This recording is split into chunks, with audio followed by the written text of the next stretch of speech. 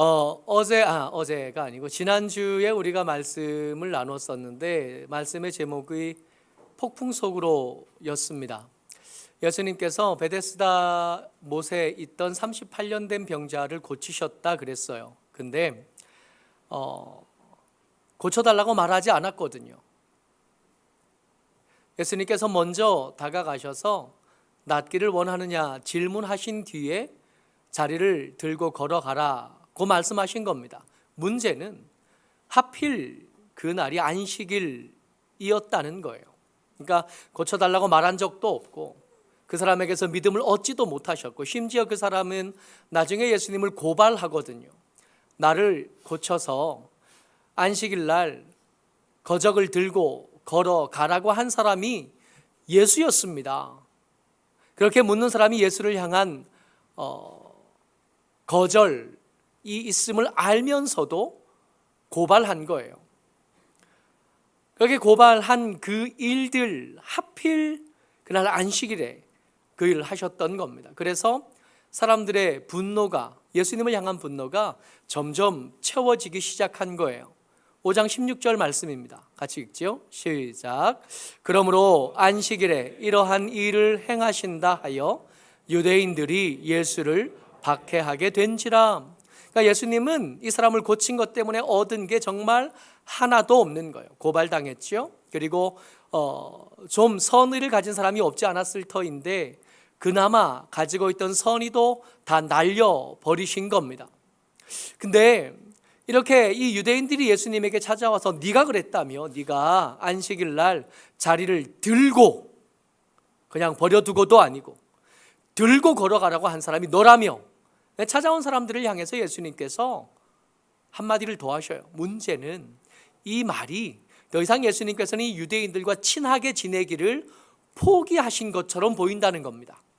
5장 17절 말씀이요. 시작. 내 아버지께서 이제까지 일하시니 나도 일한다. 안식일을 범한 것 때문에 분노한 사람들에게 예수님 뭐라 그러셨냐 하면 내 아버지가 지금도 일하시니까 내가 일하는 것도 마땅하다라고 말해버린 거예요. 여러분, 이게 우리가 이 말씀을 듣는 것과 유대인들이 이 말을 듣는 것은 그 분위기가 전혀 다르죠. 우리는 예수님을 하나님의 아들인 것이 너무 당연하게 받아들여지고 아멘한 일이지만 이 사람은, 이 유대인들은 이게 용납이 안 돼요. 18절 말씀이요. 같이 시작. 유대인들이 이로 말미암아 더욱 예수를 죽이고자 하니 이는 안식일을 범할 뿐만 아니라 하나님을 자기 친아버지라 하여 자기를 하나님과 동등으로 삼으심이로라. 아멘. 안식일을 범한 것으로는 박해를 했지만 이제 하나님 아버지를 향하여 내 친아버지다, 나는 그의 아들이다 말한 것 때문에 이제는 죽이겠다 하고 공식적으로 선언하게 만들어 버린 겁니다. 여러분, 우리가 생각하는 것과 좀 다른 게 이 유대인들은요, 하나님을 입으로 발음하지 않아요. 우리가 말을 할 때 우리 입술로 온갖 더러운 말들을 하잖아요. 때때로 예쁜 말도 하고 우리 입술로 이렇게 은혜를 끼치는 아름다운 찬양도 하지만 찬양만 하는 게 아니라 욕도 하고 또 상황과 때를 따라 음담 패설도 늘어놓잖아요. 우리의 입술이. 유대인들이 생각할 때 감히 거룩한 하나님의 이름을 이런 더러운 입으로 발음한다는 것은 있을 수 없는 일이라고 생각했어요. 그래서 히브리어 성경에는 이 하나님이라는 단어에 모음이 없습니다. 못 읽도록 그냥 초성만 써놓은 거예요. 초성만. 읽으면 안 되니까. 감히 생각하지도 않고 읽었다가 하나님의 거룩한 이름에 누가 될까 봐. 하나님의 이름이라 하나님의 이름을 쓸 때 계속 쓰던 붓을 내려놓고 새로운 펜을 가지고 와요. 계속 앉아있던, 입고 있던 옷을 벗고 새로운 옷으로 갈아입습니다. 그만큼 그들에게 하나님의 이름은 특별해요. 감히 발음도 못할 만큼 거룩하신 하나님이신 거예요. 근데 그 하나님을 향하여 예수님 뭐라 그러냐면 그 하나님이 내 아버지다. 납득이 안 될 뿐만 아니라 이제는 같은 하늘을 이고 살 수 없는 원수가 된 거예요. 그런 사람들에게 예수님께서 내가 하나님을 아버지라고 불러도 되는 이유들을 설명하려고 하십니다. 오늘은 그 얘기를 하려고 해요. 여러분들 가진 성경에 보면 요한복음 5장 19절부터 시작해서 요한복음 5장이 끝날 때까지 계속 빨간 글자로 되어 있잖아요. 예수님 말씀하신 것을 기록할 때는 우리 복음서에 빨간 글씨로 쓰거든요. 예수님 말씀하셨는데 이 말씀을 요약할 겁니다. 이 말씀을 요약할 건데 이 요약의 내용이 뭐냐면 예수님의 변증이에요. 내가 내 하나님을, 너희들의 하나님을 아버지라고 불러도 되는 이유들을 설명하실 겁니다. 오늘 말씀을 마친 뒤에 예수님이 하나님의 아들 되시는 것, 너무 당연하게 알고 있는 것 같지만 이것이 다시 한번 점검되어졌으면 좋겠고, 우리의 믿음이 흐릿하여질 때 이 믿음이 흐릿하여진 이유에 대해서 한번 생각해 볼 수 있는 기회로 삼을 수 있으면 좋겠어요. 그 첫 번째, 예수님의 변증, 그 첫 번째입니다. 먼저 31절부터 같이 읽죠. 31절, 32절 같이 읽습니다. 시작. 내가 만일 나를 위하여 증언하면 내 증언은 참되지 아니하되 나를 위하여 증언하시는 이가 따로 있으니 나를 위하여 증언하시는 그 증언이 참인 줄 아노라. 예수님께서 내 말로 자꾸 말해봐야 너희들 어차피 안 믿을 거니까 내 말 말고 너희들이 익히 알만한 것, 너희들도 인정할 만한 것들로 몇 가지를 말할 텐데 잘 들어봐봐. 잘 듣고 내가 하나님을 향하여 아버지라 부를 만한 이유들에 대해서 너희도 아멘 할 수 있으면 좋겠다 하고 이야기를 시작하신 겁니다. 첫 번째 변증이에요. 세례 요한 이야기입니다. 세례 요한에 대해서 예수님이 이렇게 말씀하시는 거예요. 5장 33절이요. 같이요. 시작. 너희가 요한에게 사람을 보내며 요한이 진리에 대하여 증언하였느니라. 사람들이 생각했어요. 요한이 그 낙타털 옷 입고 광야에서 석청 먹고 메뚜기 잡아먹고 사는 그 사람, 우리하고는 좀 달라 보이고 우리보다 더 거룩해 보이고 우리보다 신령해 보이는 그 사람을 향하여 생각을 했는데, 어떤 생각을 하냐면 어쩌면 저 사람이 모세가 말했던 그 선지자일지도 모르겠다 하고 생각했어요. 어쩌면 저 사람이 구약성경에서 끊임없이 예언되었던 메시아일지도 모르겠다 하고 생각했어요. 그래서 사람들이 찾아온 겁니다. 사람들이 찾아와서 혹시 네가 그 선지자냐? 혹시 네가 우리가 기다리고 있던 그 메시아냐? 그랬더니 세례 요한은 끊임없이 뭐라 그랬냐면 나는 아니라고. 나는 광야에서 외치는 자의 소리일 뿐이라고. 나는 내 뒤에 오시는 나보다 더 크시니, 나는 물로 세례를 주지만 불과 성령으로 세례를 주시는 분이 오실 텐데 그분이 잘 오실 수 있도록 준비하는 사람. 나는 그리스도가 아니고 그의 신발끈을 매기도 감히 감당하지 못할 만한 그런 사람. 너희들이 주목해야 될 사람은 내가 아니라 내 뒤에 오시는 분이다. 끊임없이 말했다는 거예요. 여러분, 이 이야기를 듣고 예수님이 그리스도구나 하고 눈치챈 사람들이 있었어요. 요한복음 제일 처음에 등장하는 예수님의 제자들이에요. 요한과 안드레는 이 세례 요한의 이야기를 듣고 저분이 나보다 크신 분이고, 저분이 내가 말하던 그 사람이고, 저분이 하나님께서 보내신 우리의 구원자다 말하는 세례 요한의 이야기를 듣고 예수님에게 찾아와서 어디에서 머무십니까? 하고 질문했던 그 사람들. 이 사람들은 세례 요한의 이야기를 듣고 예수님을 메시아로 인정하고 아멘했던 사람이에요. 안드레와 요한이 그래요. 너희들이 예수님을 믿지 못하는 것이 증거가 없기 때문이라고? 그렇지 않아요. 두 번째 증거예요. 예수님의 두 번째 변증입니다. 예수님이 보여줬던 수많은 기적들 이야기. 36절 말씀이요. 같이 읽습니다. 시작.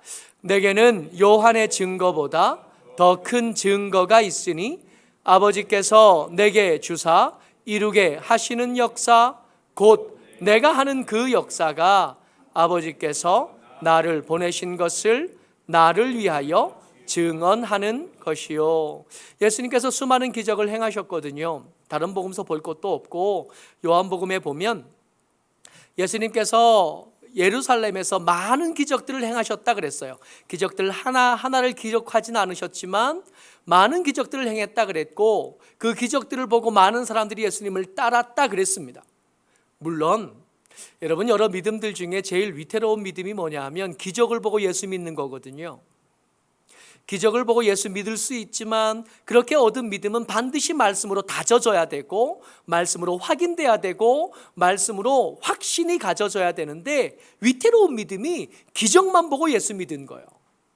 그럼에도 불구하고 예루살렘에 있는 그 수많은 사람들이 예수님을, 기적을 경험한 다음에 예수님을 따라왔다는 겁니다. 그 기적들에 대한 이야기는, 그 증인들을 찾는 건 정말 쉬워요. 유대인들이 지금 예수님에게 찾아와서 시비를 걸고 있잖아요. 그 주변 이웃들 중 한 사람 건너 하나는 예수님의 기적을 경험했던 사람이거든요.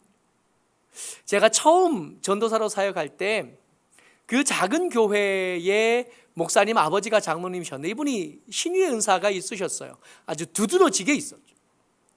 여기 자갈치 시장 그 옆에, 그 시장에서 만물상 하시던 분이신데 이북에서 내려오셔서 그 장로님 하시던 가게 그 옆에 세탁소가 하나 있었나 봐요. 이 세탁소에 있는 사장님, 여자 사장님이 암에 걸린 거예요. 암에 걸리고 나서 수소문하다가 이 장로님 이야기를 들은 거지. 우리 이웃에 기도하면 병이 낫는 특별한 장로님 한 분 계시다니까 한번 가보지. 그렇게 소개를 듣고 이 장로님을 찾아온 거예요. 교회를 찾아와서 기도받고 한 3개월쯤 지나서 병원을 다시 갔는데 오진이라는 겁니다. 틀림없이 죽는다 그랬는데, 시한부 판정을 받아가지고 내려왔는데, 교회 들러서 목라 장로님하고 교회에서 예배 드리다가 한 3개월쯤 뒤에 병원에 다시 갔더니 오진이었다 그래요. 없다 그래요. 그런 흔적도 없대요. 그리고 나서도 한 6개월 동안은 교회에 꾸준히 나오셨답니다. 한 6개월쯤 지나고 나니까 주일날 말고 평일에 이 사장님이 이 가게로 장로님을 찾아온 거예요. 장로님, 제가 오진 판정을 받고 한 6개월 동안 교회를 열심히 나왔다 그랬잖아요. 한 번도 안 빠지고 나왔다. 장로님한테, 장로님 이쯤 하면 됐죠. 하나님이 고친 것도 아니고 오진이었다는데, 오진 판정을 받고도 제가 6개월이나 더 나와줬으면 할 도리는 다 한 거 아니냐. 위태롭기는 하지만 이런 나쁜 예 말고도 하나님의 기적을 경험하고 믿음으로도 신앙생활 잘하는 분들 여러 보았거든요. 예수님 말씀하십니다. 내가 기적을 행하지 않더냐.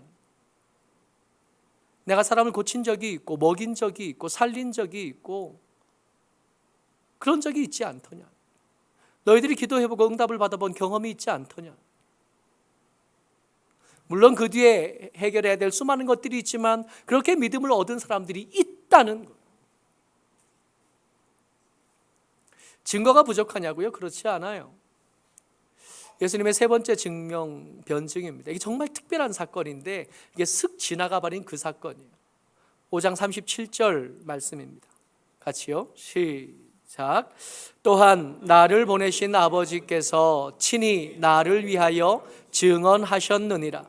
너희는 아무 때에도 그 음성을 듣지 못하였고 그 형상을 보지 못하였으며. 무슨 얘기하시는 거냐면 예수님께서 세례 요한에게 세례를 받으시던 장면을 말씀하시는 거예요. 그 장면에 보면 그 장면을 마태복음에서 누가복음에서 자세히 기록하는데 이거부터 먼저 한번 읽어보고 얘기를 계속하죠. 3장 22절입니다. 누가복음이에요. 시작. 성령이 비둘기 같은 형체로 그의 위에 강림하시더니 하늘로부터 소리가 나기를 너는 내 사랑하는 아들이라 내가 너를 기뻐하노라 하시니. 그 예수님께서 세례 받으시는 장면에 지금 예수님께서는 세례 요한의 주도 인도를 따라서 세례를 받고 있는 거잖아요. 우리처럼 약식으로 세례를 받은 게 아닐 테니까 물속에 푹 잠겼을 겁니다. 물속에 푹 잠겼다가 이렇게 건져내었더니 하늘에서 비둘기 같은 형체가 이렇게 내려왔어요. 비둘기가 아니라 누가 봐도 비둘기처럼 생겼네 할 만한 비둘기 같은 형체가 내려왔는데 주변의 사람들이 다 알았다는 거예요. 저게 비둘기가 아니라 뭐라고요? 하나님의 영, 예수님의 영, 성령이라는 걸 눈치챌 수 있었다는 거예요. 성령이 이렇게 내려오시는데 성령이 이렇게 내려오시는 중에 하늘에서 소리가 난 겁니다. 무슨 소리가 났냐 하면 너는 내 사랑하는 아들이라 내가 너를 기뻐하노라 하는 소리가 났다는 거예요. 그러니까 하늘에서 소리를 내시는 아버지 하나님이 계셨고 방금 물속에 들어갔다가 나오신 예수님, 아들 예수님이 계시고 그리고 그 사이에 성령께서 이렇게 내려오고 계셨다는 삼위 하나님께서 한 장소 한 시간에 동시에 등장하신 성경에서 정말 찾기 힘든 드문 장면이. 물론 하나님의 사역은 이 삼위 하나님께서 동역하시는 거지만 이 세 분이 동시에 사람들의 눈에 보이게 사람들의 귀에 들리게 이렇게 역사하시는 장면은 잘 없거든요. 그야말로 역사의 핵심이고 역사의 중심인 장면인 것. 삼위 하나님이 총동원되셔서 말씀해 주신 거예요. 이걸 누가 봤다고요? 세례 요한이 봤고 그 옆에 세례 받으러 왔던 다른 사람들이 봤고 세례 요한을 사모하는 그의 제자들이 주변에서 봤던 거예요. 중요한 거, 예수님께서 이야기를 하실 때 5장 30절 그 뒤쪽에 보면 너희는 아무 때에도 그 음성을 듣지 못하였고 그 형상을 보지 못하였다 말합니다. 히브리서에는요 우리가 알기로 모세가 시내산에서 십계명을 받을 때 우리는 흔히 알기로 하나님께서 직접 그를 대면하여 보시고 이렇게 손으로 쓰셨다고 우리는 알잖아요. 히브리서에는 그것도 천사였다라고 얘기해요.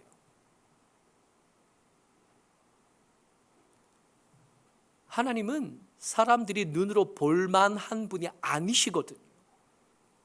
하나님은 사람이 이 고막이 울려서 소리를 듣는데 그렇게 들려지실 만한 분이 아니신 거예요. 하나님께서 우리의 눈에 보여지시려면 하나님께서 스스로 엄청나게 많은 것들을 포기하셔야 우리가 볼 수 있는 그 순간에 들어오실 수 있는, 하나님의 음성이 우리의 귀에 들리려면 하나님의 그 엄청난 음성들을 수많은 것들을 포기하고 쥐꼬리만큼 남겨야 그 소리가 비로소 우리 귀에 들릴 수 있게 되는 것. 그걸 하셨다는 것. 그리고 이 소리를 들었던 사람들이 하려고만 하면 주변에서 얼마든지 찾을 수 있다는 거예요. 우리가 예수님이 하나님의 아들이신 증거가 없어서 예수를 못 믿느냐고요? 그렇지 않아요. 지금 몰려온 유대인들은 그야말로 성경에 대한 전문가들입니다. 여러분 여기서 전문가라고 할 때 이게 목사와 비교하는 것 자체가 사실은 좀 민망해요. 저 같은 목사들의 수준으로는 예수님을 찾아온 유대인들의 발끝에도 미치지 못해요. 저 사람들 성경을 통째로 외우는 사람들입니다. 그냥 성경 구절 한 절, 두 절 외우는 정도가 아니라 통째로 앞에 처음부터 시작해서 그 끝까지 그 획 하나, 그 점 하나 틀리지 않고 다 외울 수 있는 사람들이 저 사람들. 그 성경도 사실은 39절이요. 시작. 너희가 성경에서 영생을 얻는 줄 생각하고 성경을 연구하거니와 이 성경이 곧 내게 대하여 증언하는 것이니라. 아멘. 여러분, 이스라엘 백성들, 이 유대인들이 알고 있는 그리스도에 대한 특별한 말씀들이 있어요. 계속 언급이 되었지만 그 중에 첫 번째가 뭐냐 하면 모세가 그 백성들에게 마지막 설교를 하면서 나와 같은 선지자가 너희들에게 나타날 거야 라고 말씀하셨던 부분이 있어요. 이게 이스라엘 백성들이 그리스도를 기다리는 그 첫 번째 모양입니다. 신명기 18장 15절이에요. 읽어보죠. 내 하나님 여호와께서 너희 가운데 내 형제 중에서 너를 위하여 나와 같은 선지자 하나를 일으키시리니 너희는 그의 말을 들을지니라. 모세는 이스라엘 백성들에게 구원자였거든요. 나와 같은 구원자가 너희 형제들 중에 너희들에게 한 명 또 나타날 거야. 그러니까 그가 나타나면 그의 말을 주의 깊게 듣고 그의 말을 따라 살아야 돼 라고 말한, 이게 유대인들이 기다리는 그리스도의 첫 번째 모양이에요. 근데 이 그리스도, 기름 부음 받은 자, 이 메시아가 여기서 나와 같은 선지자에서 한 걸음 더 발전해서 나단이 다윗에게 찾아와서 하나님의 말씀을 전할 때 한 단계 더 발전해요. 그 그리스도가 하나님과의 어떤 관계를 가지는지에 대해서 좀 더 자세하게 명확하게 한 번 더 말씀해 주십니다. 사무엘하 7장 13절 말씀이에요. 같이요, 시작. 그는 내 이름을 위하여 집을 건축할 것이요 나는 그의 나라 왕위를 영원히 견고하게 하리라. 나는 그에게 아버지가 되고 그는 내게 아들이 되리니 그가 만일 죄를 범하면 내가 사람의 매와 인생의 채찍으로 징계하려니와. 여기서 중요한 거, 지금 모세를 통해서 말씀하셨던 나와 같은 선지자 그리스도인데, 이 그리스도가 하나님과 어떤 관계를 가지게 될 거라고요? 나는, 이거 하나님 말씀하시는 거거든요. 나단에게 하나님이 말씀해 주셔서 나단이 하나님의 말씀을 다윗에게 전하신 것, 그래서 이걸 신탁이라고 불러요. 지금 여기서 나는 하나님이십니다. 나는 그에게 아버지가 되고 그는 내게 아들이 될 거다 말씀하십니다. 그리스도와 하나님의 관계가 어떻게 될 거라고요? 그리스도는 하나님의 아들이 될 거고 아들인 그리스도에게 하나님은 아버지가 되실 거라고. 만약 이 말씀이 아멘이 된다면 그리스도이신 예수님이 하나님을 아버지라고 부르는 것은 마땅한 거가 되는 거죠. 이 어려운 걸 알아듣겠냐고요. 나다나엘이 알아들었었습니다. 무화과나무에서 기도하다가 예수님을 만났던 그 사람이에요. 그 사람이 내가 네 이름 불렀다고 내가 너를 알고 놀랄 일이 아니야. 네가 무화과 그늘, 나무 그늘 안에 있을 때 내가 널 봤어. 그러니까 나다나엘이 예수님을 향해서 뭐라고 말하냐 하면 하나님의 아들이시요 이스라엘의 임금이십니다 라고 고백해요. 이 나단의 설교, 나단의 신탁을 알아들은 거고, 모세가 말했던 나와 같은 선지자 그리스도가 하나님의 아들이 될 거라는 걸 나다나엘은 알고 있었던 겁니다. 나다나엘만 알 게 아니라 성경을 연구하는 사람들이라면 누구나 다 알 수밖에 없는 것. 우리한테는 이게 몇 단계 건쳐가니까 어려운 이야기인데 지금 예수님과 논쟁하고 있는 사람들에게는 어려운 이야기가 아니라고요. 예수님 변증할 때 정리를 좀 해볼게요. 예수님이 내가 하나님을 아버지라고 불러도 되는 이유, 그 첫 번째가 뭐냐 하면 세례 요한이 나에게 대해서 증언했던 것만 들어도 알 수 있고 내가 행했던 기적들만 봐도 알 수 있고 내가 세례받을 때 하나님의 음성이 들리고 성령께서 나타나셨던 것만 봐도 알 수 있고, 그게 아니라도 너희들이 아침에 눈만 뜨면 잠자기 직전까지 연구하는 성경만 제대로 읽었어도 알아야 돼. 내가 그리스도인 것과 내가 하나님을 아버지로 부르는 것이 얼마나 합당하고 합법적인가 하는 것을 너희들이 알아야 돼. 그런데도 모르는 이유요. 그런데도 이 사람들이 이렇게 분노한 채로 예수님을 죽여야겠다 생각하는 이유가 뭐냐 하면 오늘 우리가 읽었던 말씀이요. 40절입니다. 시작. 그러나 너희가 영생을 얻기 위하여 내게 오기를 원하지 아니하는도다. 첫 번째 이유가 뭐냐면 영생을 얻기를 원하지 않아요. 예수님이 생각하실 때 여러분들과 제게 이 죽음의 멱살 잡혀 사는 우리에게 죽는다 그러면 무섭잖아요. 평소 아무 생각 없이 살다가 좀 아프다 그러면, 좀 어렵다 그러면, 고치기 힘들다 그러면 그때부터 비로소 우리 무서워지잖아요. 그런 여러분들과 제게 제일 필요한 건 영생이거든요. 그래서 예수님은 어떻게든 우리에게 영생을 주고 싶어 하는데 우리는요, 그 사형 선고를 받기 직전까지 영생을 안 원해요. 다른 거 더 받고 싶어요. 아까 우리가 94장 찬양했잖아요. 주 예수가 제일 귀해요. 뭐보다 귀하냐면 부귀보다 명예보다 행복보다 귀해요. 거짓말이거든요. 우리가 그 찬양의 가사에 그렇게 써 있으니까 찬양은 하지만 죽는다는 경고를 받기 직전까지 우리는 뭐가 더 귀하냐면 부귀가 더 귀하, 명예가 더 귀하, 행복이 더 귀해요. 우리가 예수님에게 얻기 원하는 건 이거 원하는 거예요. 부귀 얻고 싶고, 행복 얻고 싶고, 명예를 얻고 싶어요. 근데 예수님은 그렇게 생각하지 않으시는 거예요.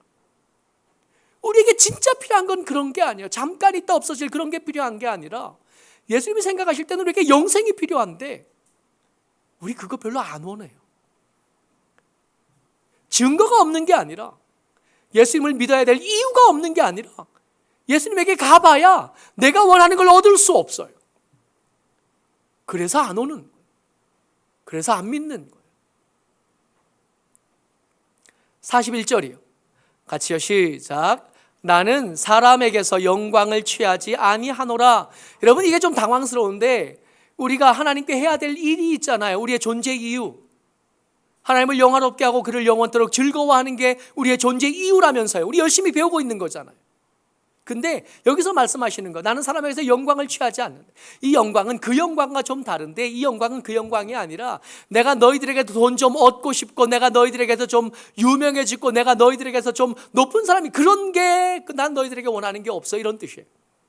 그러니까 우리가 내는 헌금으로 하나님을 영화롭게 하는 게 아니에요.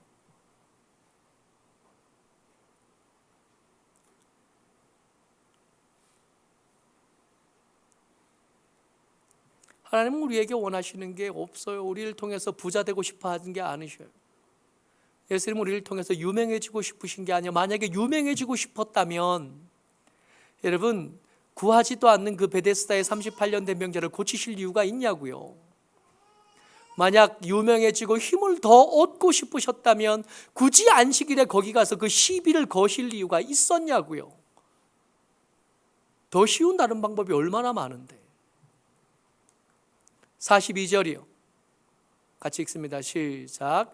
다만 하나님을 사랑하는 것이 너희 속에 없음을 알았노라. 왜 너희들이 나를 믿지 못하겠다 하고 나를 거절하냐 하면, 너희들이 하나님을 사랑하지 않기 때문에. 여러분, 우리 믿음이 왜 흔들려요? 하나님 사랑하지 않으니까. 찬양의 가사로 남들 따라 할 때는 사랑합니다고 고백하지만 사실은 우리 사람 하나님 사랑하지 않아요. 그래서 그에게 다가오지 않는 거예요. 예수님이 하나님인 줄 몰라서가 아니에요. 예수님이 하나님이시라는 증거가 없어서도 아니에요. 믿을 만한 여러 가지 계기가 없었던 것도 아니에요. 말씀이 부족했던 것도 아니에요. 감동이 부족했던 것도 아니에요. 그를 사랑하지 않아요. 가만히 생각해 보자고요. 그를 사랑하지 않아요. 그를 사랑하지 않는 채로 만약 구원을 받았어요. 구원받으면 천국 가는 거잖아요. 천국 가면 영원히 사는 건데, 사랑하지도 않는 예수님하고 영원히 살아야 돼요. 와, 천국이 지옥 같을 거예요. 그러지 않아요? 안 사랑해요. 예수님하고 사이가 안 좋아. 근데 그 예수님하고 천국에 갔어요. 영원히 살아야 돼. 이혼도 못할 거 아니에요. 구원받으면 큰일 날 뻔했잖아요. 예수님을 사랑하지 않는 채로 구원받는 건 천국에 가는 게 아니에요.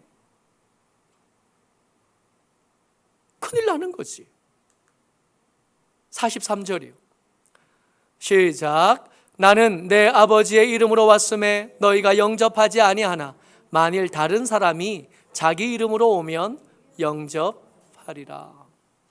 딴 걸 원하는 거예요. 여러분, 정말 재미있는 게, 오늘 설교의 제목이요, 제가 어제 인쇄를 하고 여러분들에게 이제 카톡으로 주보를 보내면서까지 계속 고민하다가 마지막에 결국 바꿨거든요. 오늘 설교 제목이 뭐냐면, 바람난 여팻네를 든 신랑이 되셨다예요. 성경은 때때로 예수님과 그의 성도들의 사이를 부부로 표현하시기를 즐겨하십니다. 예수님은 우리의 신랑이 되시고 우리는 그의 신부가 되었다 말씀하시는 것을 굉장히 즐거워하셔요. 성경이 그래요. 근데 그 여팻네가 신랑 되신 예수님을 사랑하지 않아요. 문제는, 그렇게 됐으면 예수님도 적당히 마음을 좀 떼시면 좋을 텐데 예수님이 그게 안 되시는 거예요. 어떻게든 그 바람난 여팻네를 찾아오고 싶어 하시고 다시 집안으로 들이시기를 원하신다는 거예요. 그러다 보니까 예수님은 바람난 예편내를 든 못난 신랑이 되어버리신 거. 그러니까 우리가 고쳐야 될 것은 예수님을 향한 사랑이 식어진 우리의 마음을 좀 고쳐야 돼요. 어느샌가부터 예수님의 사랑에 설레지 않고 하나님을 사랑하는 일에 둔해지고 미련해진, 하나님 말고 다른 거 너무 사랑하고 하나님 말고 다른 거 너무 소중히 여기고 그러던 거 고치지 않으면 구원을 받지 못할 뿐만 아니라 구원을 받는다고 해도 천국 가서 지옥을 경험하는 기적을 체험할 수밖에 없고, 모쪼록 저와 여러분들이 주의 은혜 가운데 하나님을 다시 사랑하기 시작하고 그 사랑에 다시 설레이기 시작하는 하나님의 사람들 다 되시기를 주의 이름으로 축복합니다. 아멘.